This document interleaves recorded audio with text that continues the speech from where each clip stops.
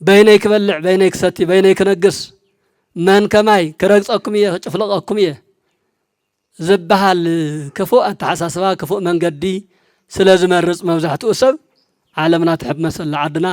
تربش الله بسلام دقسنا بسلام كنت تسايك قالنا بسلام كن انقساقس يكال سماي كخفت تخوينو نسنساتكم تعارقوا نسنساتكم ايت تحماميو ايت باسو ايت سرقوا يتحسبوا ايت زمو እግዚአብሔር ዘቀይም መንገዲ አያለሁም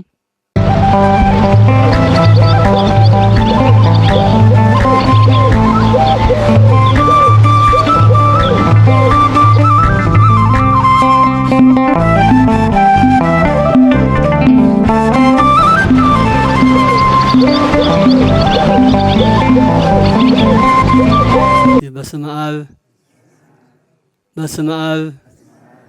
ወወልድ ወመንፈስ ቅዱስ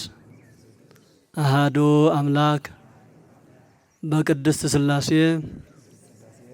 እንዘ አምን ወእትመሐፀን እክህደከ ሰይጣን በቅድመ ዛቲ እምየ ቅድስት ቤተ ክርስቲያን እንተ ይእቲ ስምዔ ማርያም ጽዮን ለዓለመ ዓለም አሜን። ክቡራን አዕይንተ እግዚአብሔር ካህናት፣ ማህሌታውያን ሊቃውንት፣ ደቀ ቅዱስ ያሬድ መዘምራን፣ ላይካነ ምስጢር ዲያቆናት፣ ክቡራን አቦታት፣ እዴታት፣ አሕዋትሓት ከምኡ እውን ህፃናት በጠቅላላ በእግዚአብሔር በቅዱስ ደሙ ዝቀደሰኩም ዝሓፀበኩም አመንት እግዚአብሔር በእግዚአብሔር ስም ደሓን ሓደራትኩም ከመይ ሓደራትኩም ከመይ ኣለኻትኩም አሜን። ልዑለ ባህሪ አምላኽና እግዚአብሔር ከም ሓጢአትና በዝሓት ከም ሰውነትና ርስሓት ከም ልቡናና ጽነት ክፍኣት ከይኮነስ ከም ምሕረቱን ከም ቸርነቱን ካብ ርሑቕን ካብ ቀረባን ተኣኻኺብና ኣብዚ ቅዱስ ናይ ቃል ኪዳን ቦታ ቅዱሳን ዝዓረፍሉ ቅዱሳን ዝጸለይሉ ጥንታዊን ታሪኻዊን ገዳም ተረኺብና ስሙ ክንቅድስ ክብሩ ክንወርስ ደሓን ሓደርኩም ደሓን ደውዒልኩም ተባሂልና እግዚአብሔር ይመስገን ኢልና ክነመስግን ዝፈቐደልና ኣምላኽና እግዚአብሔር ሎምን ኩሉ ግዜን ንዘለኣለም እውን ዝተባረኸን ዝተቐደሰን ይኹነልና። እግዚአብሔር አምላኽና ዝተባረኸን ዝተቐደሰን ይኹነልና። ከምኡ እውን ንጽሕተ ንጹሃን ቅድስተ ቅዱሳን ሰአሊተ ምህረት አቁራሪተ መዓት እመ አምላክ ወላዲተ አምላክ አማላዲትና መተዓረቂትና ኢሉ ዝሃበና አምላኽና ዝግባአ ክብሪ ይግባእ እሞ ክብሪ ምስጋና ንድንግል ማርያም ይኹን። ከምኡ እውን እንቶም ቅዱሳን ጻድቃን ሰማዕታት በብደረጃኦም ክብሪ ምስጋና ይብጽሐዮም። ብሓቂ ታሪኻዊ ጥንታዊ ገዳም እዩ። እዚ ገዳም እዚ ብታሪኽ ንሰምዖ ነርና ከምዚ ዓይነት ታሪኽ ዘለዎ ነገስታት ከይቀረዩ ንግስንኦም ገዲፎም ክብሮም ገዲፎም ዓዶም ገዲፎም ወርቂ ብሩሮም ገዲፎም ዘለዎም ሃፍቲ ንብረት ኩሉ ገዲፎም እግዚአብሔር ዝርከቦ ቦታ እዚ እዩ ኢሎም ዝመጽሉ ታሪኻዊ ገዳም ምዃኑ ብዝተፈላለዩ ድርሳናት ብዝተፈላለዩ ገድላት ብዝተፈላለዩ ዓበይቲ ምሁራን እንትንገር ንሰምዕ ነርና። ሎሚ ድማ ከመ ሰማዕነ ከማሁ ርኢነ ከም ዝበሎ ቅዱስ መጽሓፍ ከምቲ ዝሰማዕናዮ ብዓይኒ እንሆ ርኢናዮ ኣለና። ንስኻትኩም ኣብዚ ቦታ እዚ ስለ ዝኾንኩም እምብዛ ብዙሕ ዘይክገርመኩም ይኽእል እዩ፣ ብዙሕ ዘይክደንቀኩም ይኽእል እዩ። እንተ ብኻሊእ ብናይና ዓይኒ ጌርኩም ትትርእይዎ ግን ብጣዕሚ ዝገርም ብጣዕሚ ሰሓቢ መደነቒ ንቅዱሳን ተባሂሉ ዝተፈጠረ ንጸሎት ምችው ንብሕትውና ንገዳምነት ብጣዕሚ ከምዚ ዓይነት ገዳማዊ ህይወት ክነብር ዝደሊ ከምዚ ዓይነት ታሪኻዊ ቦታ ኣይክርከብን እና ናብዚ ዝተባረኸን ዝተቀደሰን ቦታ ዝኣከበና ኣምላኽና ሕዚ እውን ደጊምና ነመስግኖ ዕልል ኢልኩም እስኪ እግዚአብሔር መስግንዎ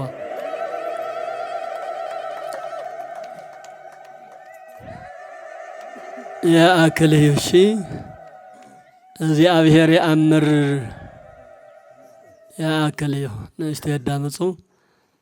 እዞም ወላዲና እቲ መጽሐፈ ገድል መሰረት ገይሮም ብዝተወሰነ መልክዑ ኣምሂሮምን ኣለው ቃለ ሕይወት የስምዐልና ቃለ ሕይወት የስምዐልና ክብሪ ሞገስ ጸጋ ይዓድለልና ኣነ እውን ናብኡ ንእሽተይ ንምውሳኽ እዩ እምበር እምበዛ ዝተፈለየ ነገር ክህልወና ይኽእልን እንተንእሱ ግን መበገሲ ናይቲ ትምህርትና ርእሲ ዝኸውን ኣብ መዝሙረ ዳዊት መዝሙር 1 ዝተጻሕፈ ናይ እግዚአብሔር ቃል መበገሲ ጌርና ክንነጋገር ኢና እግዚአብሔር يأمر ፍኖቶሙ ለጻድቃን መንገዲ ጻድቃን እግዚአብሔር ዝፈልጦ እዩ መንገዲ ጻድቃን እስክበሉ ኩለኹም ተናገሩ መንገዲ ጻድቃን እግዚአብሔር ዝባረኸ እዩ መንገድና እግዚአብሔር ይባርከልና ሕይወትና እግዚአብሔር ይባርከልና ከባቢና ገዳምና ዓድና እግዚአብሔር ይባርከልና በሐቂ ናይቶም ቅዱሳን መንገዲ ዝተባረኸ እዩ ናይቶም ቅዱሳን ሕይወት ዝተባረኸ እዩ ናይቶም ቅዱሳን ኣመጻጻ ካይዳ ምስ እግዚአብሔር ዘለዎም ርክብ ዝገርም ተኣምራዊ ርክብ እዩ ኩሉ ነገሮም ገዲፎም ናብ እግዚአብሔር ስለ ዝመጹ እግዚአብሔር ብየማናይ ኢዱ ብኽብሪ ይቕበሎም ታሪኽ ይሰርሐሎም ዝዓለም ዚ እስከነ ምናምንቴው ገዲፎምዎ ስለ ዝኸዱ ስለ ዝነዓቕዎ ንዘለዓለም ዝኸውን ታሪኽ ግን እግዚአብሔር ይሰርሐሎም እዚ ዓለም እዚኣ ኣዚና እንተፈቲናያ ዓሪና እንተናፊቕናያ ዓሪና ክንበልዓ ደኣ ክንጠጥማ ደኣ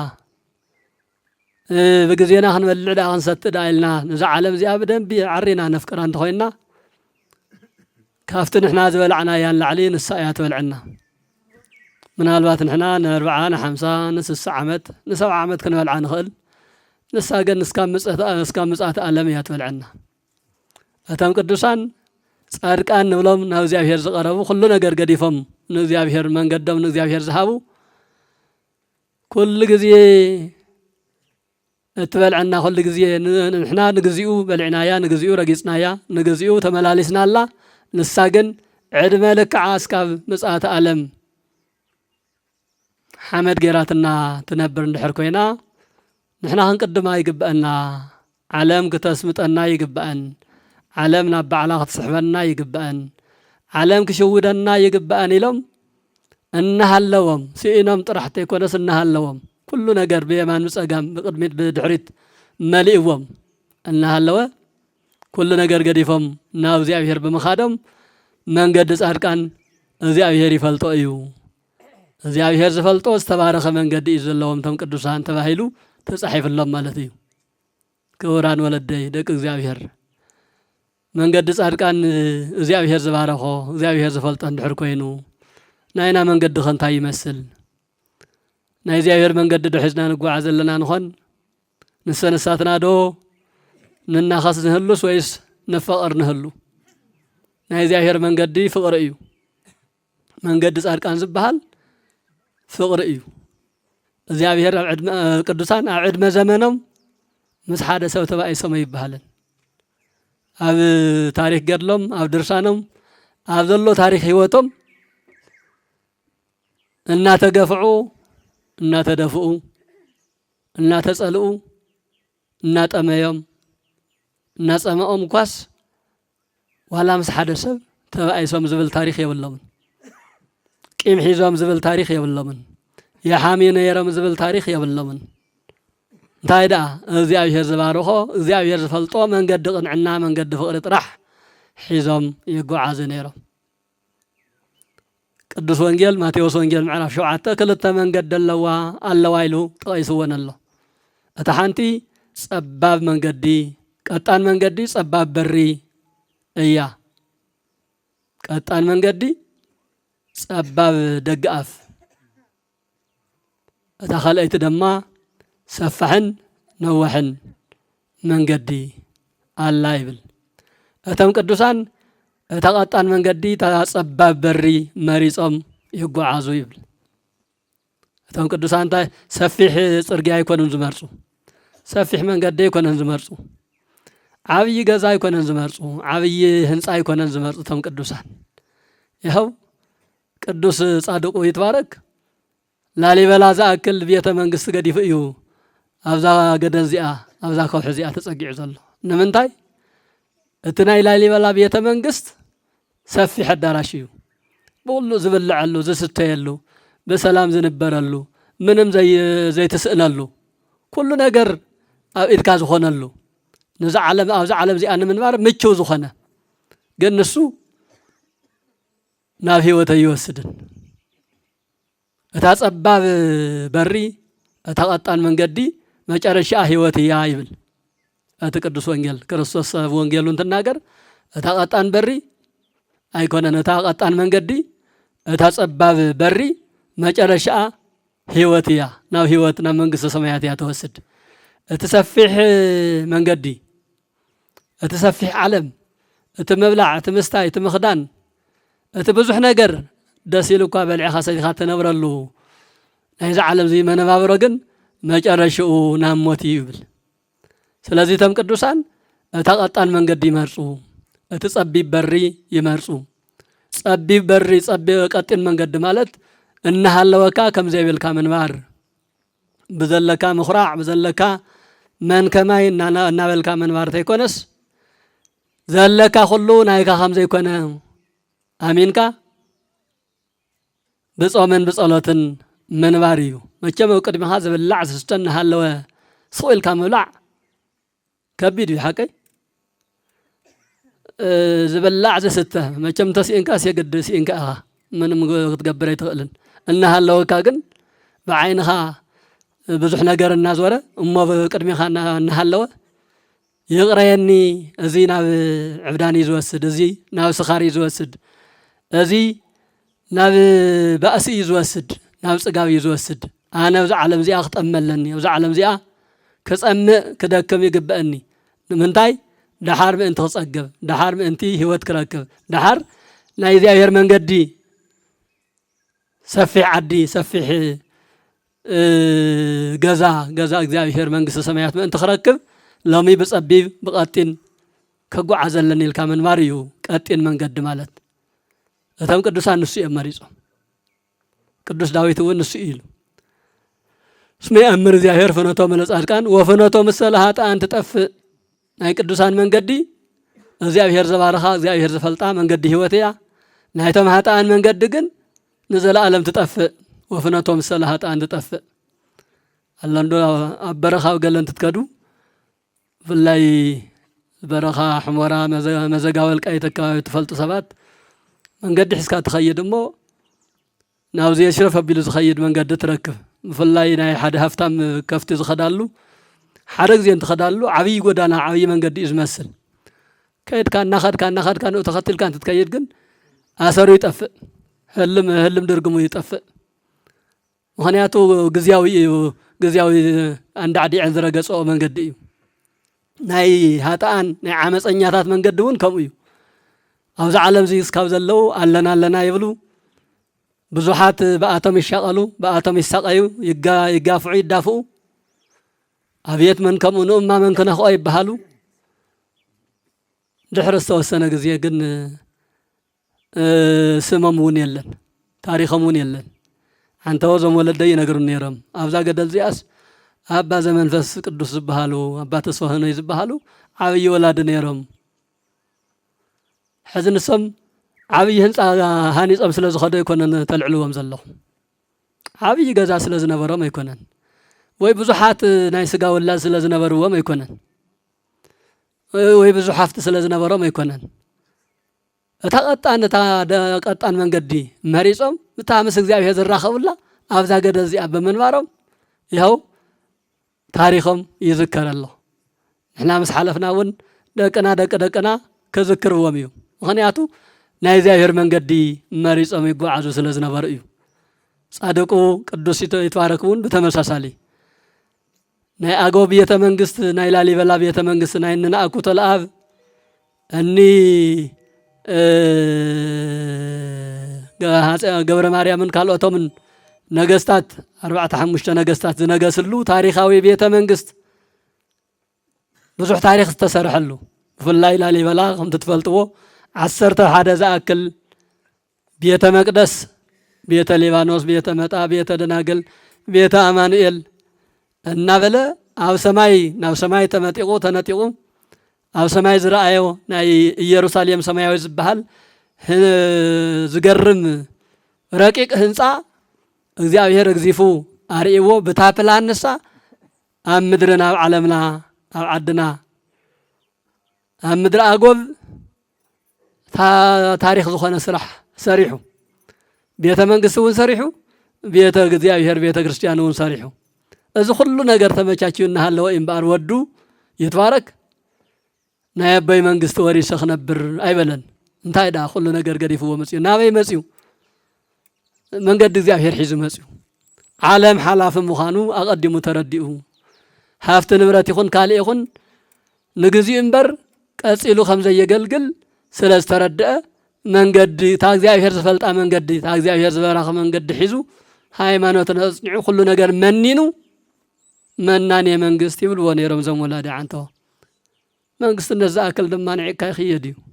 ሎሚ አይነ ስልጣን እንዲ ዝኹሉ ሰብ ዝዳፋእ ዘሎ ሰብ ዝባልዕ ዘሎ ትጸንዕ ዳይ ትጸንዕን ትቕን ዳይ ትቕንን ዘይትፍለጥ ስልጣን እኮ ዓለምና እኮ ትሕቆን ዘላ ትሕመስ ዘላ እኮ ንስልጣን እኮ እዩ ኣብዚ ዘሎ ትግራይ ዘሎ ይኹን ኣብ ማዕዶ አዲስ አበባ ዘሎ ይኹን የትም ቦታ አካባቢ ዝኹሉ ጦርነት ኩናትን ካልእን ብዙሕ ሰብ ዝረግፍ ዘሎ ደቅና ምሕደሪ መውዓሊ ሲእኖም ዘለው ዓድና ከም ዓድና መከራ በሊዓ ዘላ እኮ መጨረሹ እንትሪኦ እኮ ስልጣን እኮ እዩ ኣነ ብላዕሊ ኮይና ኣነ እየ ዝገዝአኩም ተስማዕሚዕና እኮ ንኹላትና ማእኸለና ተዓዲ ሰፋሕ እያ እግዚአብሔር ንኣና ዝኣክል ባይታ ኣመቻችዩ ይፈጢሩና ንሕና ግን ዓይንና ናፍቲ ቀጢን መንገዲ ናፍቲ ጸቢብ በሪ ተይኮነስ ናፍቲ ሰፊሕ እሞ በመጨረሹ ገደል ዝሰደካ ፍቅሪ ዓለም ስልጣን ዓለም በይነይ ክበልዕ በይነይ ክሰቲ በይነይ ክነግስ መን ከማይ ክረግጸኩም እየ ክጭፍለቐኩም እየ ዝበሃል ክፉእ ኣተሓሳስባ ክፉእ መንገዲ ስለ ዝመርጽ መብዛሕትኡ ሰብ ዓለምና ትሕመሰላ ዓድና ትርበሸላ በሰላም ደቂስና በሰላም ክንትስእ ኣይከኣልናን በሰላም ክንንቀሳቀስ ኣይከኣል ንምንታይ እዩ እዚ በደንቢ ፍቅሪ ዓለም ስሒቡና ናይታ ዓለም ጉዳይ በደንቢ ማሪኹና ኣሎ ማለት እዩ እቶም ቅዱሳን አቀዲሙ ዝተረድኦም ግን ዘለዎም ኩሉ ገዲፎም ይጓዓዙ ነይሮም ኣብ እያ መዕረፊተይ መዘከርታ ሰመይ ዝዝከረላ በዓለይ ዝኽበረላ ቃል ኪዳን ዝቕበለላ ቦታ ወይ ትኸውን እናበሉ መገዲ 5-6 መዓልቲ መገዲ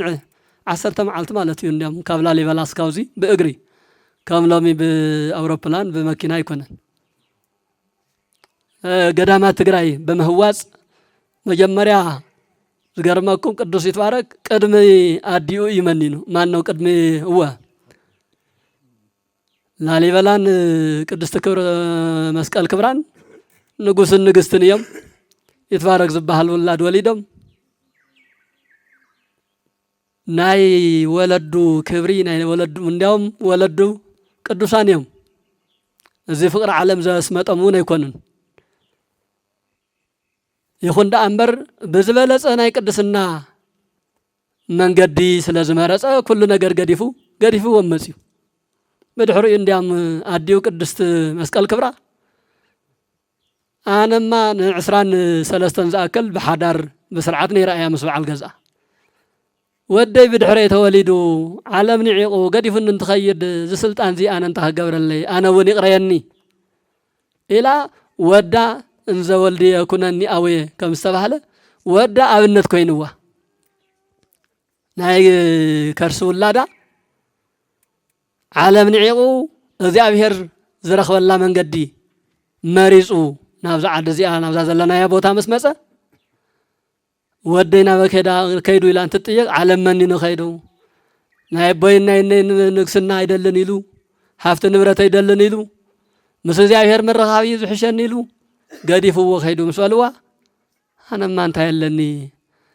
عسران سلستان لعلي نعمت هزا أكلا ونكسنا نيره أمتشوت نيره بالي عساتيه وليده زميده خبيده نسكوا منهم زعلم زي منهم تيكو انطر الله منهم تيوسد الله قد يفوق هذا خدس أنا ما انتهي اندحاري بلني لا بيت منقصة بعال جزاء اتفاتوا بعال جزاء حدا ما عل تقيم هو يفلتن حدا ما عل تقيم هو يفلتن بفقر بسلام يوم زنور نيرو كم زنا يلومي حل حالي فوزر حداري يكون أن بدان نخوي بدان نخنا تبهله واجنا تبهله شام قولنا تبهله أتعرف وتبعي سميع الدقة قالنا تبهله كم عينة هوتين ورا من لا ليبلان مسك الكبران تحساسيهم تزخاخيرهم تخبابيرهم نسخدا غويتا يدا ام بيت يدا تبايلم يوم زنبر نيرم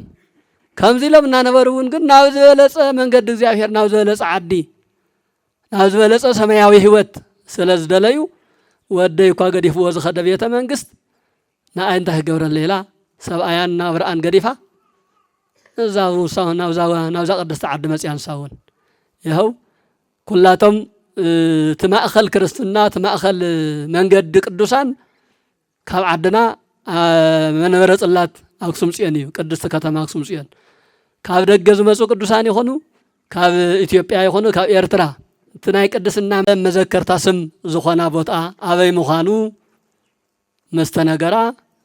بشرجرا نية نرجع مرة ولا خ مالتي نيو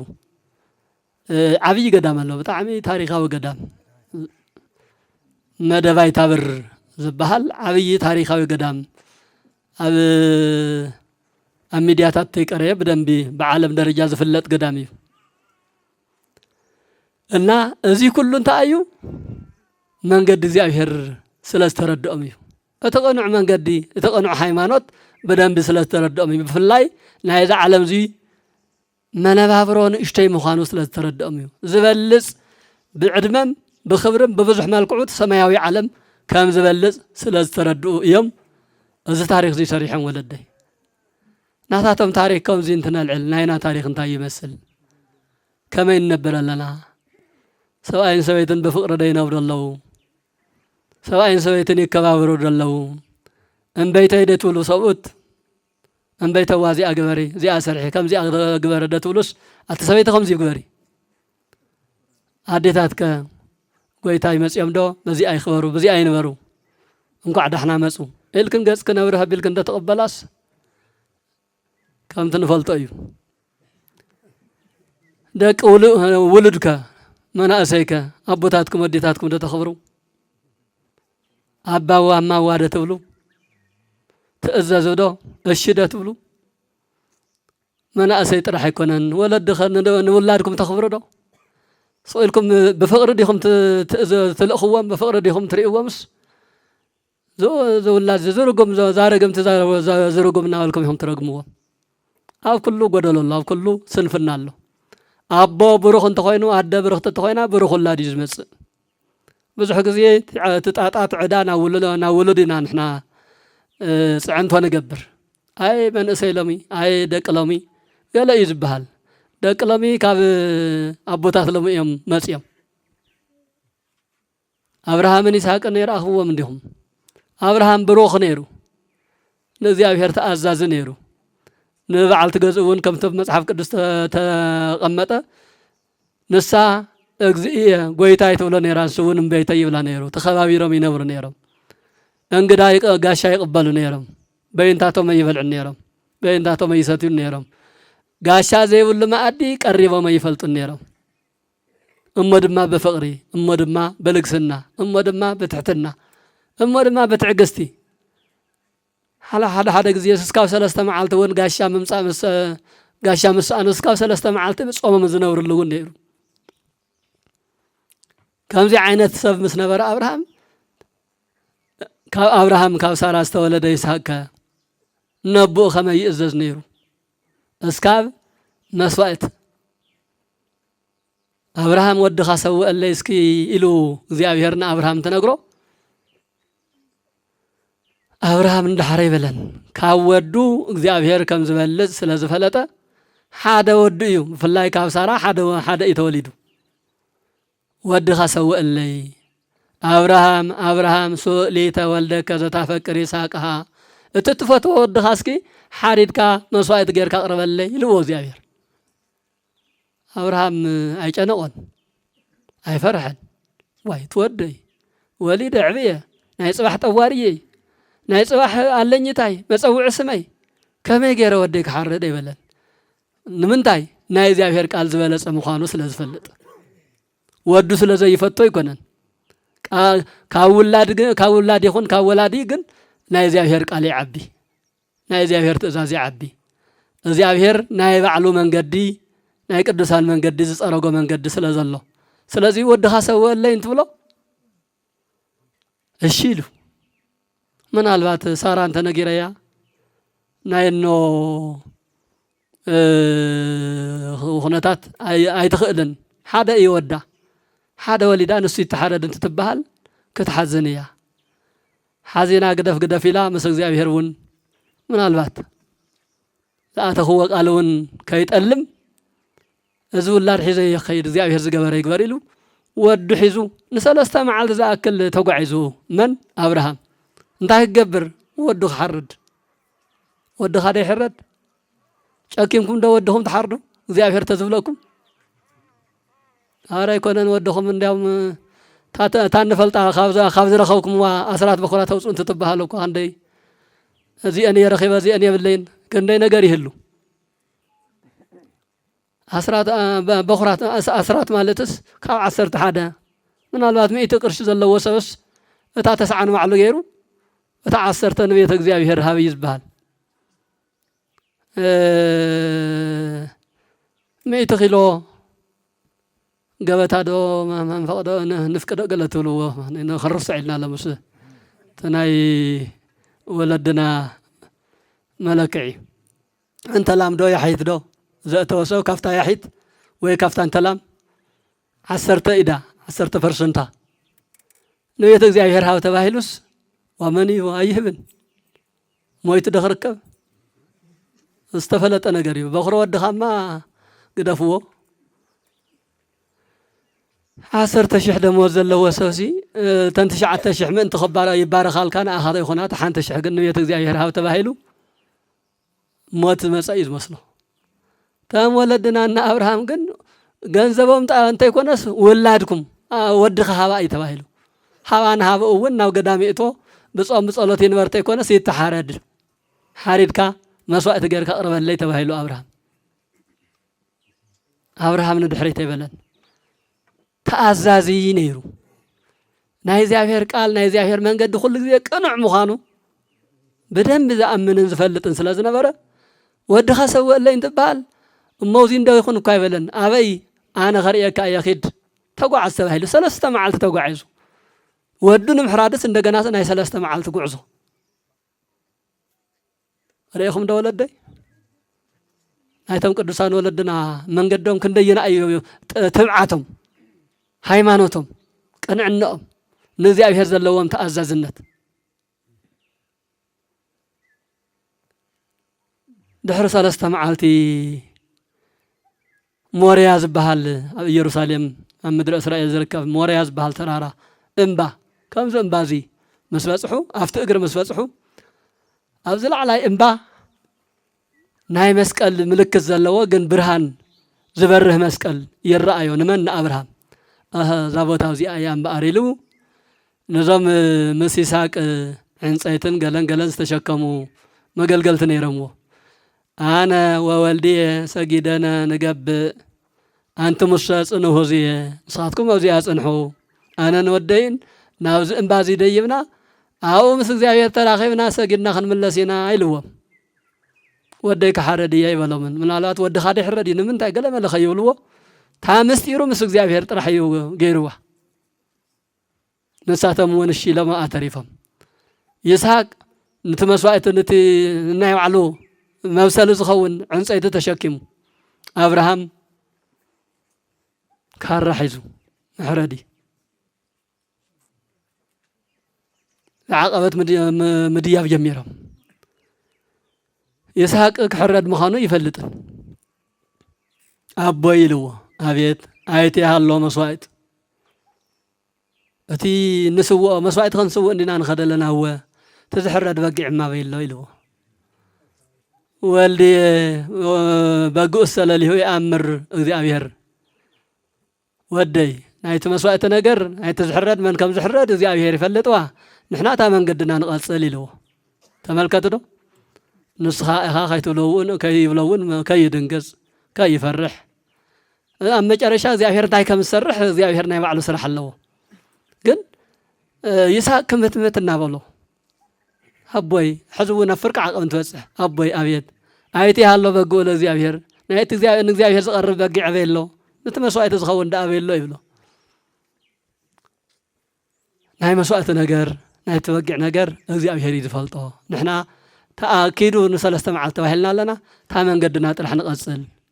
زي يا تا الشيل كام خاديات أنا يزاهر من قد زودنا عنا دأنا ولا حزو وديو أفتي قبل علي مسوى صحو نتمسوا تزخون بايتام مشاشيا دنجا أمني رابريفام صفصيفام أفتلع الأمني عنجاتي تتشكي مموز غدا عنجا تقميتم كل نجر مسمى شاشو أو أبراهام أوي آيتي هالو بقول زيافير أبوي كل نجر تزجاجي إنه تأمن تصفصفو تعنجا تبرع العلي تقميتو كراون إنه حوون إنه تبقى دعوة لو أبوي يلو أبراهام سوق الشعو نسخة خايتو لون كيف لون مجلس ولدي يخون دا أمبر يساقن بعلو من نقار جميرو أبوي أنا دي تمسوات بعلي أنا دي خحرد كوينة أنا انت خوينة أي عنك فكانية ودخائية زوال كان نخقبر فقادني أي تحفر أي تفرح له من تولدو كوي أبراهام دا أزازي نيرو فتاريو نا أبراهام زيابير ود إسحاق ود أبراهام إسحاق دمو نبونا أبراهام تأزز خوينو نحنا نزيابير تأزز تخوينا دقنا أنا هندي خبلا يخلون أتيم بمبال يخون أتحاسة يخون أتسرق يخون أتعامس يخون ما نسي كولادي يزمهارو كاب على يمسن تردون لكم دهم ولدي بدحريو انبار ودي زيافير عزيزني أنا أخا يغسوك وانا أخا ينصيحات حرد قل تتكأملون بري تقدألون ناو زيافير يزفان وكاز الله كل سب مواتئيو أو زعلم زي تشرف يلن نصحاقنا قدم كان أو زيافير يخات زل خمو كتحزن كتفرح يقبأ كان زودي ناو زيافير تأزازيو يلو أشم بقى ربي سوى أنهم دلايك أكبرني له بدحريو ما أنا من أسأيه أنا من أسأيه كتحرد نصحاش ما قل لبويها بزح عمتها زحلفك ناي كتحرد كتفل أنا متشم قرب كصادين تعرف فحتر طريله كي قد كام انتسي إيدين إقرين أسرني له تبالكتر ولاد مالت تأزاز ولاد إيدين إقرين أسرني أسيرك كم زمتشوكا غيرك حردني أبيت قدسنا أبيت قنعنا أبيت تأزازنت أبيت انتردأك اندحر تردئك كل نجر قليل يولدي احنا كوز فلتنا أننا مثلا استردأنا أننا مثلا منمكو تبفلتاتو أي طعمنا ينكونينا انت تردئنا مكو نحنا كوين بأس نكون مس بيتسبنا مس ولدناس مس بعدون كوين بأس نيرنا أني أين صارف نكون نيرنا تعبيز بهال كنا بانا يمص نيرو أتي ناي زيافير صراح بزقبا أي تردأنا نخون أيو سلازي كردأنا يقبا مباري ساقكم زئيلو كيس أقمال كاس إيدين إقرين أسرني إيدين إقرون أسيرو كارا العلو ناي ساق عين خمزي أيلان فتت ولا نلعلي رئة أبراهام قا مقايلو كحرر كمزي أجيرو قا مقايل أبوي لو وندقنا أبيت عين ولاد مكرا أيو وليدك هولي خاستيخا بخبر زعبا خان ولادك أيه ودخ أيه عيني ريخا راريخا حازين كا خايت قد فنمو مسفت أريخا خايت سألاسي نقول قل آفيد غيركا بلع الحردني له واسكبو بكبدو ليسحق ولدو وايقصو بكبدو ليسحق ولدو أبراهام كاب ودو خمجي عينت نغغر انتنغرو زي حزن كوينه يكونن زي رهره كوينه يكونن ግን ካብ ወድ ልዕሊ እግዚአብሔር ዝዓበየ ትእዛዝ ኣዚዝዎ ኣሎ ወድኻ ሰውእ ኢልዎ ኣሎ ስለዚ ንሳ ከምዚኣ ገይሩ ንቁልቁል ኣፉ ብከብዶ ደቂሱ ብላዕሊ ክሓርዶ ዛኸራ ኣብ ክሳዶ ቁመጥ መሰበላ እግዚአብሔር መፅዩ እግዚአብሔር ቃል ስሚዑ أبراهام إتدي إديك لا إله كساد إسحاق ولدك أبراهام إدكاب العلو الدخا هيتقمت قدف كان مخانكا نزياب هير زلكات أزاز النتك اسكا ودخا مسواء مخانو تردي الكالخو نايكا ناي إسحاق دم منم باقي يتيبلون منم زفيدو فايدا يلن دحر جزية دحر عمتات دحر زمانات أنا بعلي كاب سمايات وريدة توليدة سو كوينا أم مسكال تسقيلة سجايك وريسة دم يفسيسة عالم بملؤ كدحنا إيه نايس هاك دم جن كام مفساس حليف خالي زفيدو زمسو قوم نجار سلازيلا أنا ودخا سوى اللي يزولكوها كنديناي كم تفتوني كنديناي كم تخبرني كنديناي تأزاز مخانكا قراص النتكا خفلت دلي امبر ودخا خم ودلي يكون سلازي إدكا العل ودخا ونفتحيو بسلام بهوتي نمر إلو آمين بهوتي نورنا أملاخنا إذا دمس زي كاوزي أبهرن تمسء إذا قال زي كاوزي أبهرن تمسء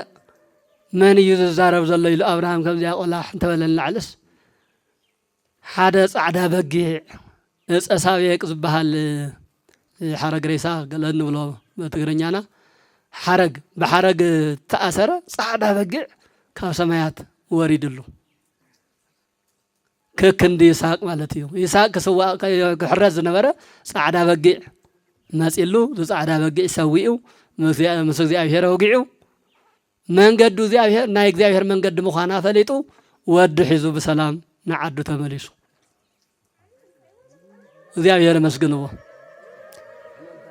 ስለዚ መንገድ ቅዱሳን ከምዚ እዩ ምስ እግዚአብሔር ዘለዎም ቀረቤታ ናይ እግዚአብሔር ቃል ክንደየናይ ከም ዘኽብሩ ክንደየናይ ከም ዝእዘዙ ካብ ውላዶም ንላዕሊ ካብ ህይወቶም ንላዕሊ ናይ እግዚአብሔር መንገዲ ይመርጹ ነይሮም ተም ቅዱሳን ወለድና ንሕና ካብዚ እንታይ ንመሃር ወላዲ ولدو كما جيرو يعبلو سئلنا ጨፍጨፈና طرف طرح حديث እና ብልዕና ስተየ طرح حديث እና መኸረውን ትሕትና እናርአየ ፍቅር እናርአየ ሰብኣይን ሰበይትን ገዛ ፍቅር እንተ ዘይብሎም እቶም ውሉድ ፍቅር ከመይ ገይሮም ክፈልጡ ይኽእሉ ሰላም ካብ ገዝኦም እዮም ዝመሃሩ እንታይ ዝበሃል ሓደ ምሳሌ ኣሎ سبعي قدري نسبيت كل جزء انتس بدلا انتس بتصفي عيد ببزح مالكعو زي جبات تجاري في السمنيروس تولد زي النار أي عاويو تولد عاويو تمرعيو حدار حيزو زاز تمرعوا عالت جزء حياويت إياه أي تخفون حما أنا قريت تكبرن كافت زازوي توسن جن أبو سويتنا وع كل جزء يرأس لازنبرة وأنا خم أزي سويتي كوكا عيلو سويتو خيوكا زوكا عيل انتاي غيرها انتاي لا خبع نحر سويل بوا ما أنا دا سوين دي أنس أبوي سوين سلا زخنا ندي خمس جبرنا وريلو شات أبي الواي مثلا وا انتاي غير قويتاي لاتو سواتون مس يوم انتاي غير هذا لا وحلو ولا انتاي غير هذا كايلمو وا ما أزمة خوا أنا سوين دي أبوي ما انتاي دي زو ندي زو عزنا ورا إيلو يبهال كابي تماهروا تموقع تمبأس ونس كم تمهرت غير وسيدوا مالتي سلازي ولدي ندقنا خنتنك أو قدم ولدنا زبأس دي زكوار كوا تهاليس بين تخايو غزعتي خايو زبهالو أو قدم هصانات أو قدم مناسي تكواريو تبأسو ندعلك تبهال انتوينكم دقهم نسايم زوسدوا الحريون بعلتهم زبلاشهم ودق لمدو انسي لمدو نام بالي مسا መንገድ እግዚአብሔር ተፈቂድካ ምንባር እዩ መንገድ ቅዱሳን ካባይ ንስኻ ትገድድ ካባይ እገለ ይገድድ ኣነ ክእዘዝ ኣነ ክለኣኽ ኣነ ከገልግል ኣነ ክጠሚ ንስኻ ጽገብ እዩ ናይ እግዚአብሔር መንገዲ ናይ ቅዱሳን መንገዲ እዛ መንገዲ እዚኣ እምባር እግዚአብሔር ይፈልጣ እግዚአብሔር ይባርኻ ኢሉ ቅዱስ ዳዊት ዝተናገረላ እቶም ቅዱሳን ወለድና ሁሉም ተሪእና ብዙ ዓይነት መንገዲ እዮም ከይዶም እን ቅዱስ ያሬድ ተመልከትዎም ኣብ ቅድስቲ ከተማ አክሱም ጽዮን ተወሊዶም ዓብዮም ኣብ ምድሪ ዘሎ ትምህርቲ ጥራሕቲ ኣይኮነስ ኣብ ሰማያት እውን ደይቦም ምስ መላእክቲ ዘሚሮም ምስ መላእክቲ ተማሂሮም ዋይ ዜማ ዘሰማይኩ በሰማይ መላእክቲ ግናይ ዘይብሉ ቅዱስ ቅዱስ እግዚአብሔር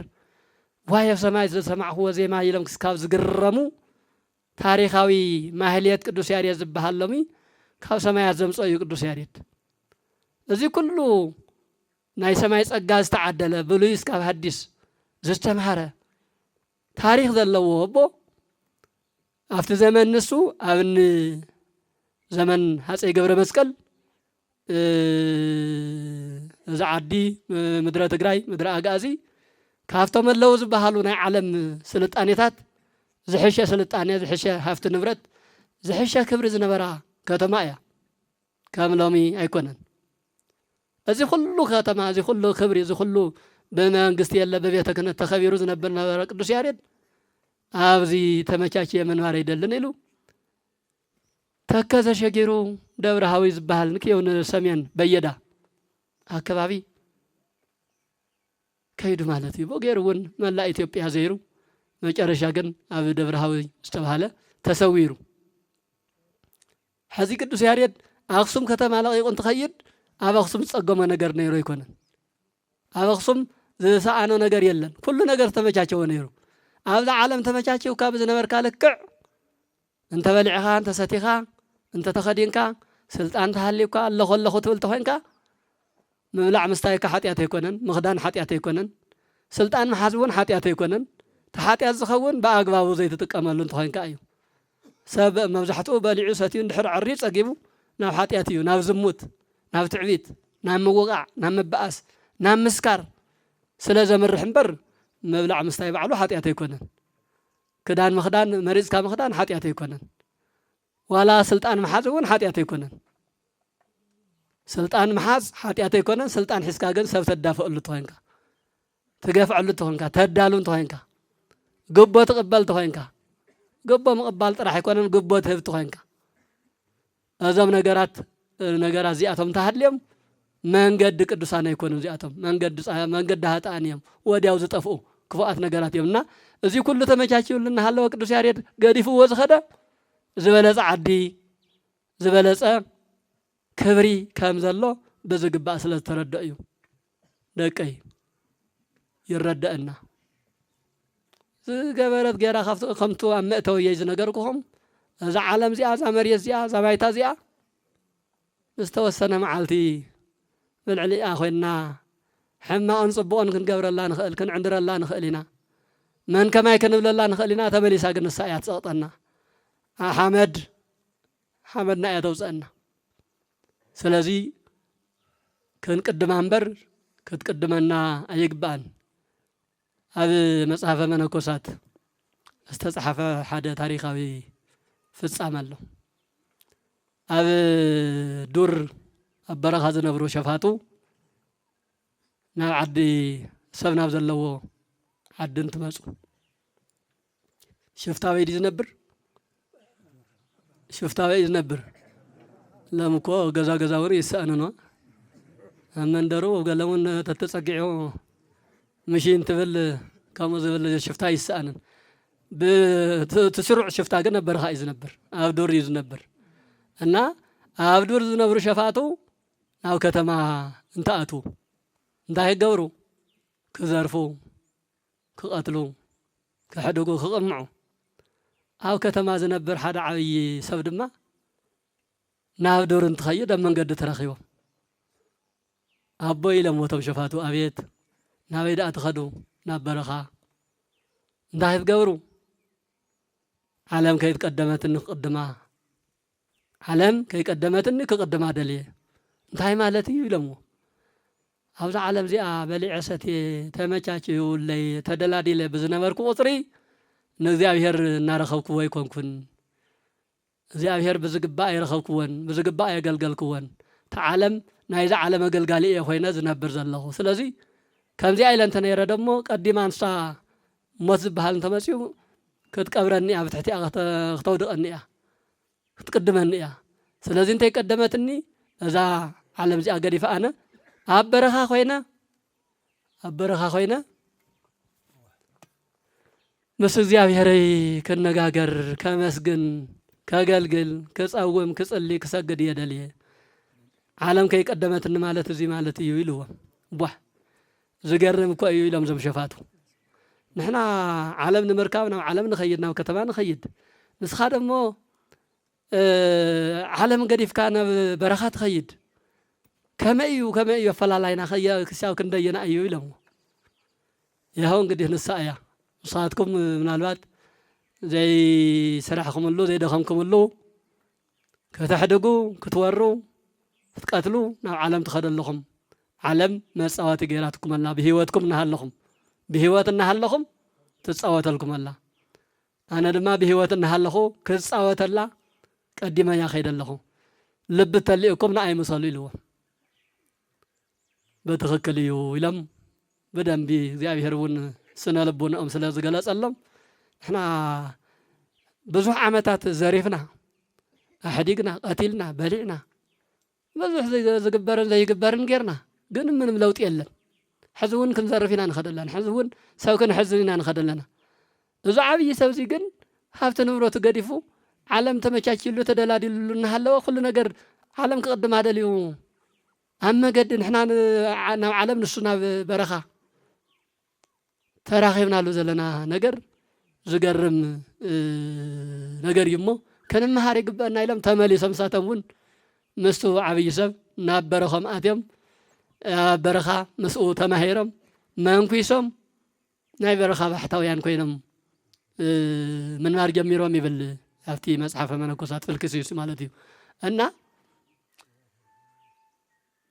እቶም ቅዱሳን ጻድቃን ንብሎም ዘለና أقدم سلا تردم يخلي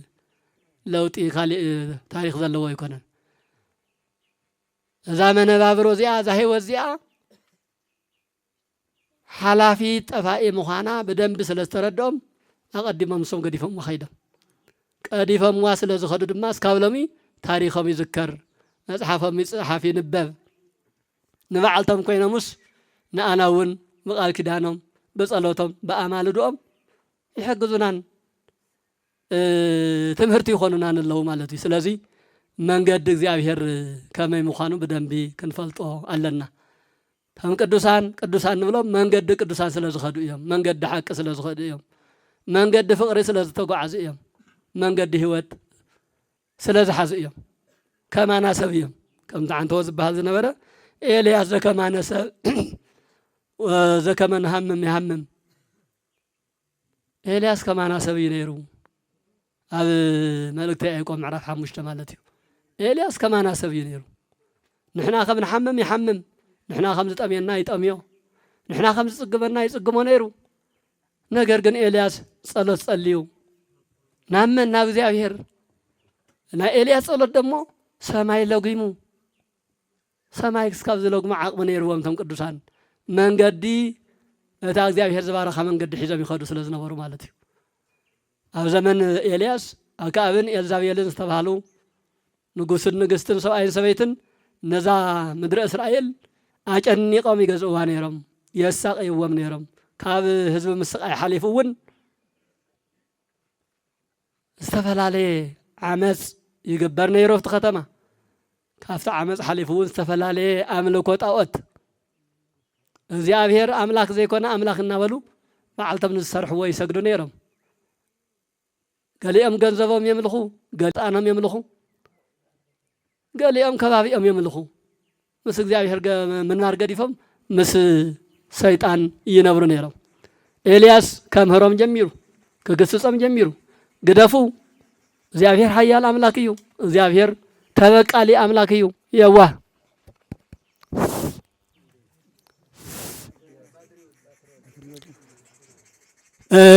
እግዚአብሔር ከምዚ አይነት አምላክ ይመግደፉ ግደፉ ይሉ ከምህሮም ጀሚሩ ነይሩ ከሰምዑ ወይ ካሉን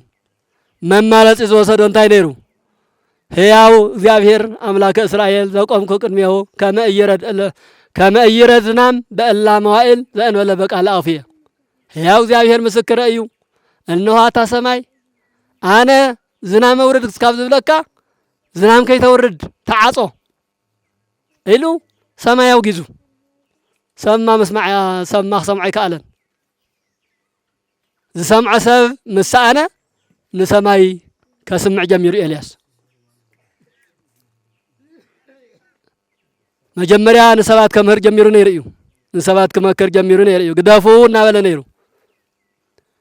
ይኹን ዳ እምበር ክሰምዕዎ ይካሉን ከሰምዕዎ ዝኽእለው ዝዓለም እዚ ክሰምዖ ዝኽእል ሰብ ምሳአነ ቅንዕ ኢሉ ናብ ሰማይ አንታ ሰማይ እብለካ ኣለኹ ካብ ትእዛዘይ ወፃኢ ዝናም እኳ ኸይተዝንም ኳሒልካ ድረቕ ኢልዎ ይኸው ን3 ዓመትን መንፈቕን ዝኣክል ኣብቲ ከባቢ ምንም ዓይነት ዝናም ከይዘነመ ጸኒሑ ንምንታይ እዩ ናይ ኤልያስ መንገዲ ቅዱሳን ስለ ዝነበረ እዩ መንገዱ ናብ እግዚአብሔር ዘብጽሕ ቅኑዕ ሃይማኖት ቅኑዕ አካይዳ ስለ ዝነበረ እዩ እግዚአብሔር ቃል ኤልያስ ሰምዐት ሰማይ አይኮነን እግዚአብሔር ይሰምዑ ስለዚህ ሰማይ ጠጠው ተበል ተባሂሉ ን3 ዓመትን መንፈቅን ዝኣክል ጠጠው ኢሉ እንደገና ኤልያስ እቶም ሰባት እንታይ ኮይኑ እዚ ጉዳይ እዚ ከመ ኢሎም ምስ ጠየቁ ንኤልያስ ምእዛዝ ስለ ዝኣበኹም ኣምልኮ ጣዖት ስለ ዘብዛሕኹም ንሰንሳትኩም ስለ ትበኣሱ ንሰንሳትኩም ስለ ትቀያየሙ እግዚአብሔር ስለ ዘቀየምኩምዎ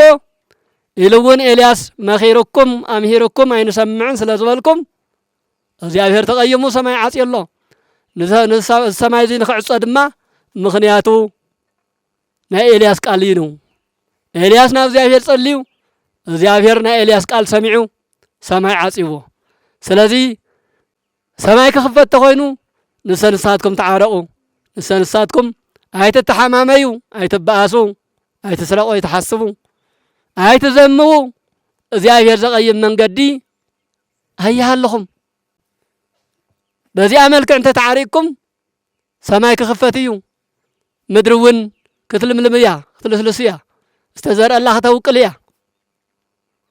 ነዚኣ ግን መጀመርያ ንስኻትኩም ተዓረቁ ከም ተዓረቅኩም እውን ኤልያስ ንገርዎ ዝብል ሓሳብ ካብ ኩላቶም መጽዩ ኤልያስ መጽዮም ነጊረምዎ በዲልና ኢና ኣጥፊእና ኢና ንኣኻ ጥራሕ ተይኮነስ ንእግዚአብሔር እውን ቀየምናዮ ኢና ሰንሳትና እናተባኣስና እናተቀያየምና እናተጻረፍና እናተናኸስና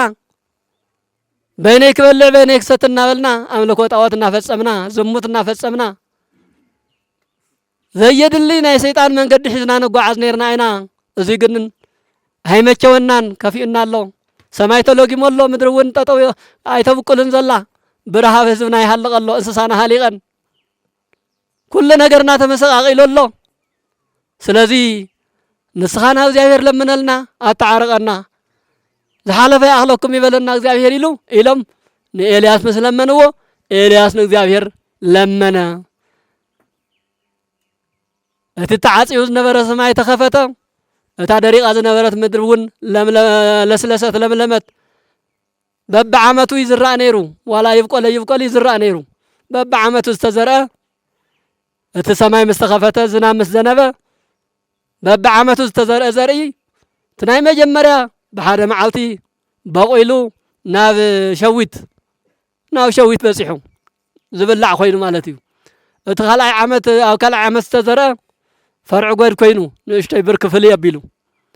اتونا مጨረሻ عمت تزرع دمو حدش بقلتي كوينو ترخي بحاده معلتي نمنتاي نغزيابير سانو ነገር የለን እዚ ኩሉ ንኸውን ግን መንዩ ኤልያስ ዘከማ ነሰብ ወዘከማ ነሐመም ይሐመም ወተጸለየ ከመ ይዝነም ዝናም ወይዘንመ 3 ዓመተ و6 አውራሃ ኤልያስ ከማና ሰብዩ ናይ ሰማይ መልአክ ይኮነን استفلي بحثاوي يكون يكون سابيو أفتح أو لعلنا تبصح نجار بملو أو إلياس تبصح نيرا فلي زبلوجن من قد زياهير حيز زقوا عساب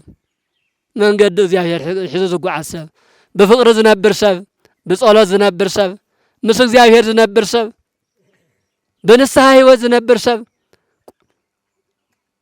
سلا زنابرة سما يسكاب معصاو سما يسكاب مخفات باسيحو من قد زياهير حيز كاتخيط خوينكا سماي وني إزازكا مدري وانت سمعك سووني سمعك فاتي ولا انت سمعه افتخ سمع له زقبا ساعات تقددو يسمعك حزت نجر تبلاشي زلو ممهرم تمهرايم مرحم تمرحم كلهم نزيابير سمع يكونون نزيابير تزي سمعنا دمو خالق من سمعنا يخل مجمريا نحنا سمعت تخوينا مجمريا نحنا تأززت تخوينا مجمريا نحنا ናይ እግዚአብሔር ፈቃድ ፈጸምት ተኾይና እንኳን ሰብ እንስሳ አራዊት እንኳን ይዘዙና ተፈልጡ ዲኹም አራዊት ብሙሉኦም ዝገበል ንብሎ ዝነብር ንብሎ አንበሳ ንብሎ ናይ ሰብ ተኣዛዚ ምዃኑ ትፈልጡ ዶ ፍጥረት ኩሉ እንትፍጠር ንአዳምን ንደቂ አዳምን ከገልግል ተፈጢሩ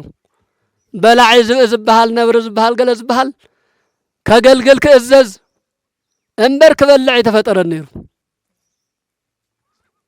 እዚህ ተመን ብሎ አንቀር ቤት እንበላ ገለን እንበላ ለአንክሮ ለተዘክሮ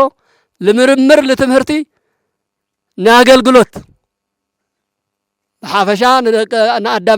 አዳምን ከገልግሉ ዝተፈጠሩ እንበር መባእስትን አይነበሩን ማዕዳ የተሸገ ተፈጠረ አዳምን ሔዋንን መንገድ እግዚአብሔር መስሓቱ እታ ቀንዕተ መንገዲ እታ እግዚአብሔር ዘባረኻ እታ እግዚአብሔር ዘፈልጣ መንገዲ መስሓቱ አይተብልዕዋ ዝተባሃሉ ነገር መስበልዑ كلهم أراويت إنسان أراويت نبلهم بفلاي شافيتهم كده أنا بس خوينو سبارو خوينو زقون بلعتني خوينو ثمن قبلون وحاتي تناخست تنادفتي مرزنيا تات خوينو أخوان بس أنا والله بخاري أنا والله زن أبتريتنا يخونا في وقتنا زشجرنا أراويت بملهم ما شجرتين ورن من دا أدامن هوانن ما شجرت مسكونو أتم بتحتي أمزل لون سخان دحر أدامن يوان سخاتكم نفتاريهم نحر زي تأززوا ما إحنا ونا أخذكم ين أززن لهم فرتيتم كيدم زي أهير أريشو سلا زي نعاقنا موداتا كنودق كنبلاشو عريو سلا زي فقدا استوصونو انسسات بعراي لحمي زمناي انسسات زبيت أنبلهم تاريفهم بقدمي جن ناي زياهير تأززت أبز نبرنالو جن كلهم تأززتنا يا بنيرم أو قدم أفقلبنا أو زمن بوليت راح يكون نقرأكم زلهم أو زمننا بعلوم إن أون سامويل زوال دبا مرأين خلينا قدوسان إن أون سامويل بأن مسات عينهم يوم زخر ديرم من الله حدا بيت كريستيان ترى أنتم أتو سئلوا قارئهم تخوينكم أن مسات عيني خنير من أون سامويل نمنتاي أنا مسا يتلوط أنكو بلعكو يسواركو قلت سبر زبلع كاو زياهير تزاز نزوس من قد زياهير نزو صحات انبر أم من قد زياهير نزلو هينكن يهو سامويل كم فرس كم بغلي قامو حيزو نازل لي عدي بأن مسا تسعيد خيد نيرو إناونا رقاوي كفتم تساتو قدوسان يتلقوا من ديهم دبر دام وزاكل قدام بمنتاي دي أونا رقاو ديو بليفت ديو بأوروبلان بقلوكو يكونن بقبلوكو يو قبل وحاطي خم تتفلطوه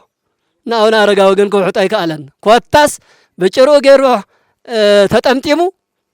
كاف تحتنا بالعلي ناو 60 متر زاكل قدل بقبل تأثير ديو أونا رقاوي لمنتاي አቡነ አረጋዊ መንገድ እግዚአብሔር ስለዝሓዘ እዩ እቶም ተስዓቱ ቅዱሳን ንብሎም ኩሉ ነገር ገዲፎም መንገዲ እግዚአብሔር ሒዞም ናብ ዓድና ዝመጹ ፍላይ ኣብቲ ሰዓት ንሱ ኣብቲ ወቅት ንሱ ዓድና ዓዲ እግዚአብሔር ዝመለኸላ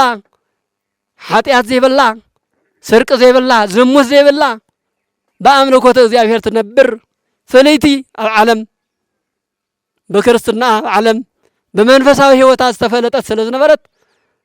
ሮም ዝኣክል ቤተ መንግስት ገዲፎም እዞም ተስዓቱ ቅዱሳን እና አቡነ ገሪማ እና አቡነ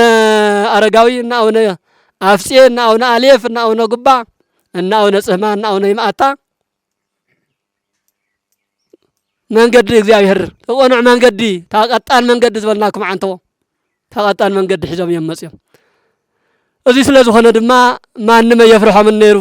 ማንም የደንግጾም ነይሩ ገበሊ እዝዝ ነይሮም አንበሳ እዝዝ ነይሮም ነብሪ እዘዞም ነይሩ ናይ ምንታይ ውጽኢት እዩ ናይ ሃይማኖት ውጽኢት እዩ ናይ ተኣዛዝነት ውጽኢት እዩ ኣብዚ በረኻዚ ቅዱስ ይትባረክ እኮ ኣብዚ በረኻዚ ምናልባት ሽዑ ከምዚ ዓይነት መንደር ዘይክነብር ይኽእል በረኻ ዱር ይኽነብር ዝኽእል ምግማት ይከኣል እዩ ኣይኮነን ድዩ እወ ዳሓር ዝቐንዕ ኣብዚ ዱር ትነብር ክንደይ ተመን ክንደይ ገበ ክንደይ ኣራዊት ኮይ ነብር ክንደይ አንበሳ ክንደይ ነብሪ ኮይ ነብር ነብርስ ካብሎም እውን ክህሉ ይኽእል እዩ ግን ንቅዱስ ይትባረክ እዞም ኣራዊት ዘገዳም ከተንክፍዎ ክነኽእዎ ይከኣሉን ንምንታይ መንገዲ እግዚአብሔር ይሒዙ እግዚአብሔር ያእምር ፍኖቶም ለጻድቃን ስመ ያእምር እግዚአብሔር ፍኖቶም ለጻድቃን ናይ ቅዱሳን መንገዲ እግዚአብሔር ይፈልጣ እግዚአብሔር ዝባረኻ መንገዲ እያ እና ክቡራን ወለደይ ከየብዝሐልኩም ንሕና ተኣዘዝቲ ንኹን ንሕና ንፈጣሪና ነቐድም እቲ ኣብቲ ዓለም ዘሎ ነገር ንኣና ዝተባሃለ ነገር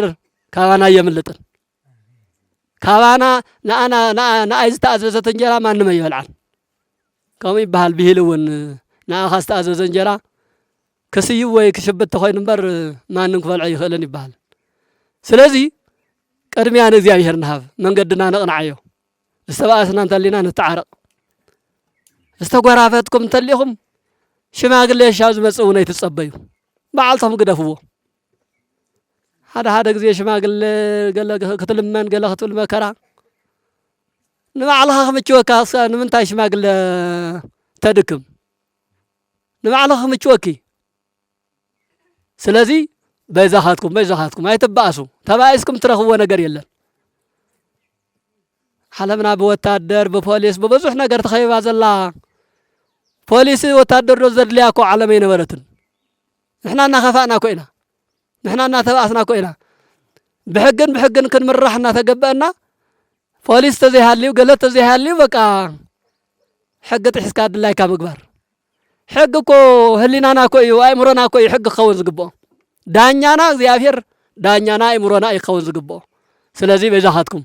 ዝተባእስኩም ተሊኹም ተዓረቑ ወለደይ ካህናት ዲያቆናት እውን ንሰንስኻትኩም ብፍቕሪ ኮይንኩም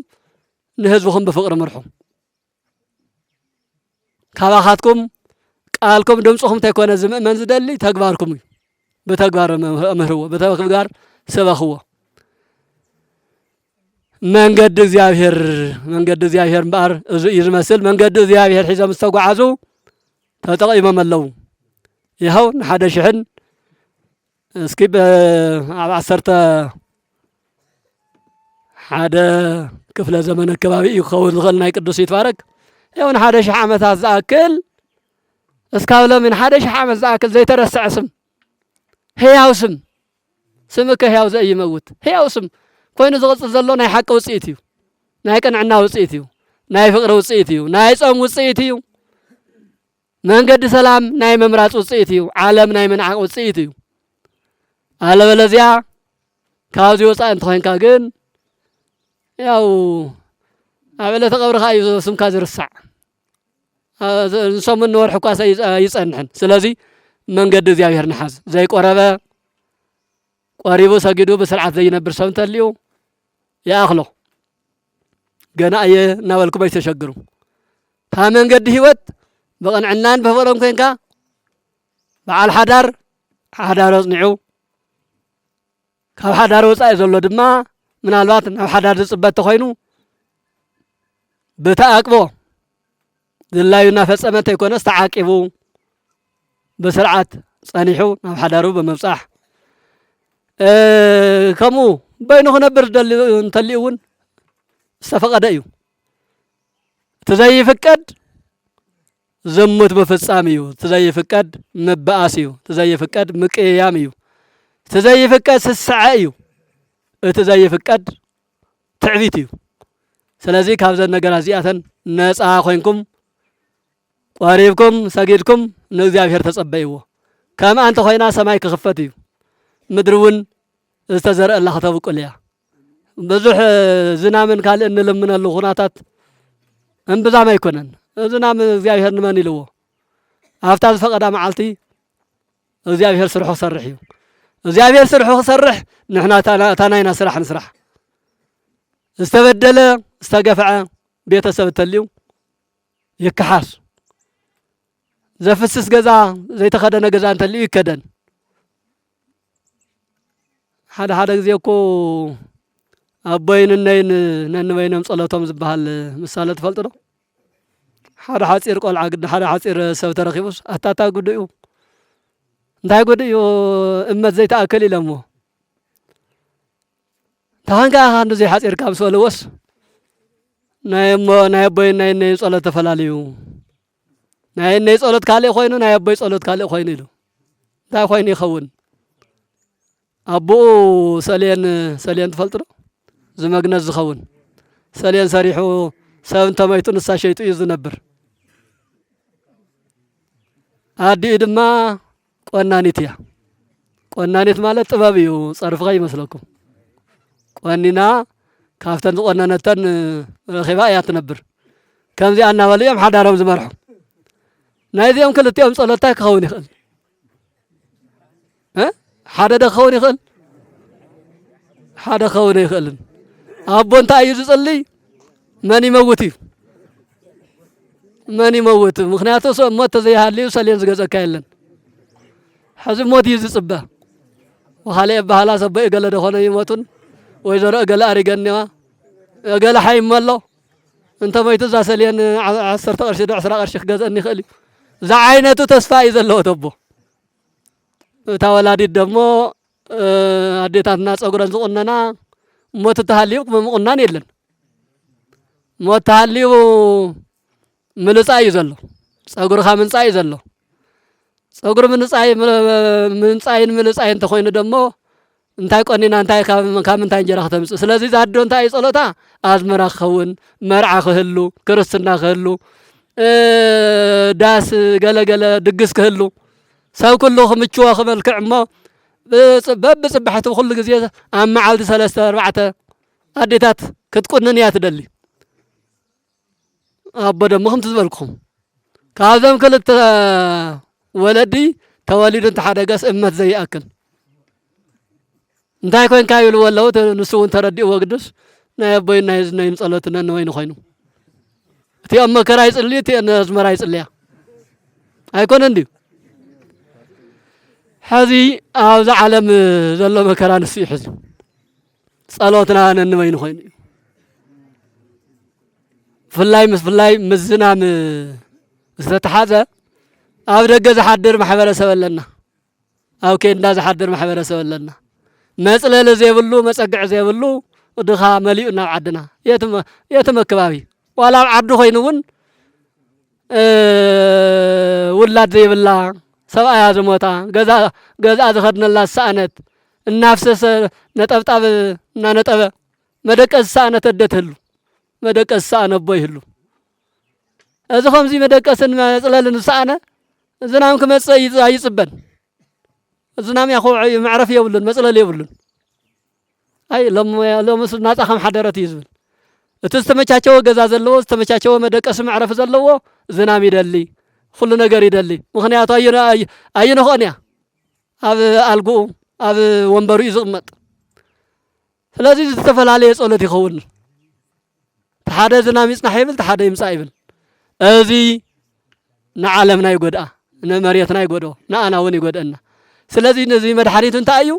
ናይ ድኻታት ገዛ ዘይተሸፈነ ዘይተኸደነ ከይህሉ እንዳመነሎ ዘይተኸደነ ገዛ እንዳመነሎ ምሕደር ዝሰኣነ መነላ ጾማት ሓድር እስኪ ንረዳዳ እስኪ ንተሓጋገዝ ኢልካ ከባቢኻ ማዕርነት ዘለዎ ነባብራ ንኽነብር ምትሕግጋዝ መረዳዳ እዩ ኣይመስለኩምን እወ ከምኡ እንተኾይኑ እግዚአብሔር ናይ ምሕረት ኢዱ ኩሉ ግዜ ዝተዘርግሐ እዩ ናይ ምሕረት ኢድካ ኩሉ ግዜ ዝተዘርግሐት እያ ይብል ነብዩ ኢሳይያስ ንመን ደይልዎ እዩ ኣይውድኦን እኮ እግዚአብሔር ኣይውድኦን